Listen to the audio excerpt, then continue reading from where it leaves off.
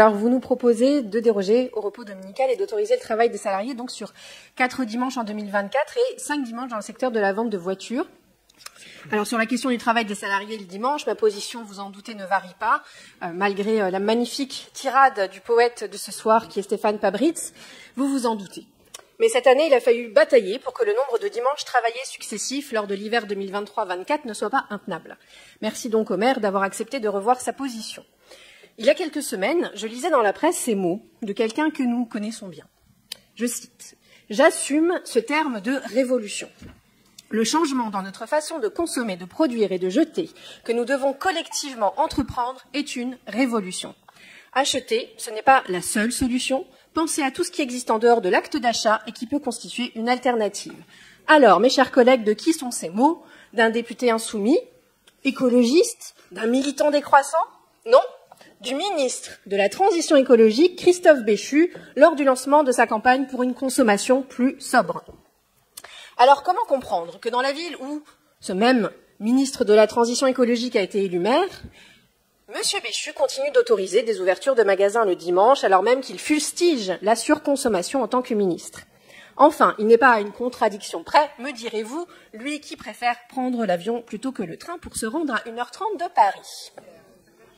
Mais cette fois-ci, je suis d'accord avec lui. C'est d'une révolution de nos modes de vie et de consommation dont nous avons besoin, et elle passera par le respect, entre autres, du repos dominical.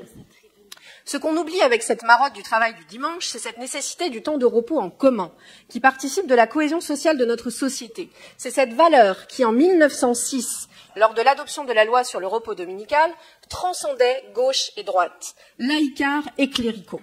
Se reposer en commun, un jour de la semaine, passer des moments en famille ou entre amis, mener une activité associative, sans travailler ni consommer, est-ce que c'est trop demandé? En accord, surprenant je l'admets, avec la position donc du ministre de la Transition écologique, je voterai contre ces autorisations au travail le dimanche. Je vous remercie de votre attention, chers collègues. Merci, Madame Schweitzer.